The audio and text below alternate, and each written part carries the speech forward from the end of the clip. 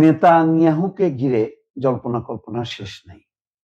তিনি বেঁচে আছেন নাকি মারা গেছেন তা নিয়ে ক্রমেই আন্তর্জাতিক মিডিয়া সরব হচ্ছে।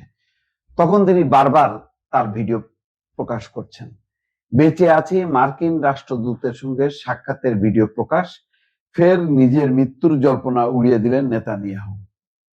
অর্থাৎ ইসরায়েলে নিযুক্ত মার্কিন রাষ্ট্রদূতের সঙ্গে সাক্ষাৎ করছেন নেতানিয়াহু, সেই ভিডিওটা ছড়ায় দিছে, দিয়ে আবার প্রমাণ করছেন এবং বেশ নাটকীয় কথা বলতে বলতে তারা আসছেন। বোঝাই যাচ্ছে যে ইচ্ছা করে এটি ধারণ করা হয়েছে যাতে তিনি বেঁচে আছেন এটা বোঝানো। এটা ঠিক যে এবার ভিডিওটি নেতানিয়াহু প্রকাশ করেছেন, সেখানে তার সঙ্গে দেখা যাচ্ছে আর এক ব্যক্তিকে। তিনি আর কেউ নন, ইসরায়েলের আমেরিকান রাষ্ট্রদূত মাইক হাকাবি। তিনি কি জীবিত? বারবার ভিডিও এবং ছবি প্রকাশ্যে আসার পরেও ইসরায়েলের প্রধানমন্ত্রী বেঞ্জামিন নেতানিয়াহুকে নিয়ে ধোঁয়াশা কাটছে না। তার মৃত্যু জল্পনা জোরালো হতেই একের পর এক ভিডিও প্রকাশ করে নেতানিয়াহু দাবি করছেন তিনি বেঁচে আছেন, সুস্থ আছেন। এবার নিজের এক্স হ্যান্ডেল থেকে আরো একটি ভিডিও প্রকাশ করলেন ইসরায়েলের প্রধানমন্ত্রী। শুধু তাই নয়, মৃত্যু জল্পনা উড়িয়ে দিয়ে আবারও তাকে বলতে শোনা গেছে আমি বেঁচে আছি। কিছুটা রসিকতার সুরে এই কথাগুলো বলতে শোনা গেছে। এবার এই যে ভিডিওটি নেতানিয়াহু প্রকাশ করেছেন, সেখানে তার সঙ্গে দেখা গেছে ইসরায়েলের নিযুক্ত আমেরিকান রাষ্ট্রদূত মাইক হাকবি।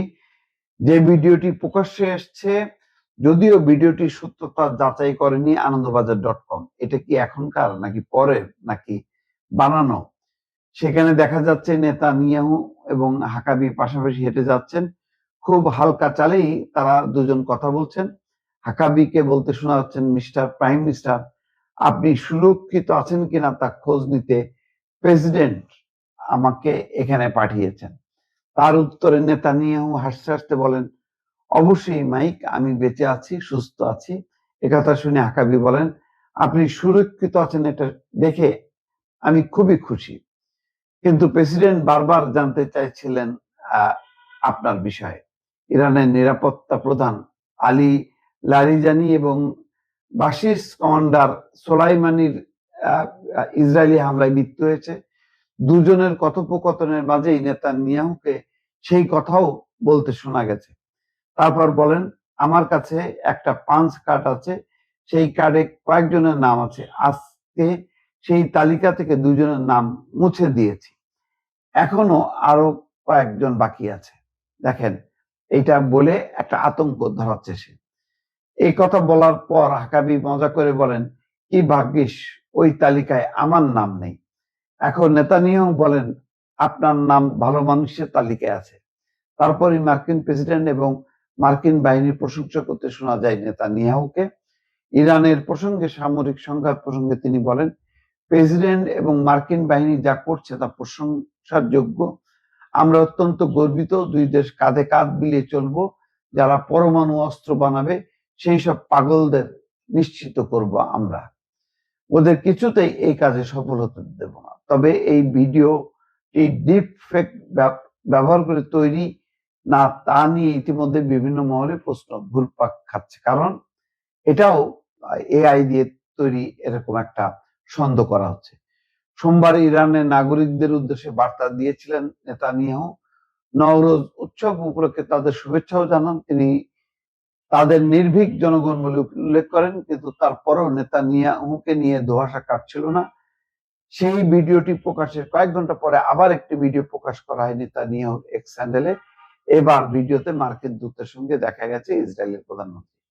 এটা ঠিক যে ইসরায়েল যেভাবে ইরানের জ্যেষ্ঠ নেতাদেরকে নিখুঁত নিশানা করে হামলা করে নিশ্চিহ্ন করছে, ইসরায়েলের কিন্তু একজনও এর 7 মাস আগেও না, এবারও না, একজন কমান্ডার বা শীর্ষ পর্যায়ের আলোচিত কাউকে কিন্তু নিশ্চিহ্ন করতে পারেনি ইরান। এইটা, এই অক্ষমতা, এটা মানে পরিষ্কার, এই ব্যর্থতা ইরানের আছে।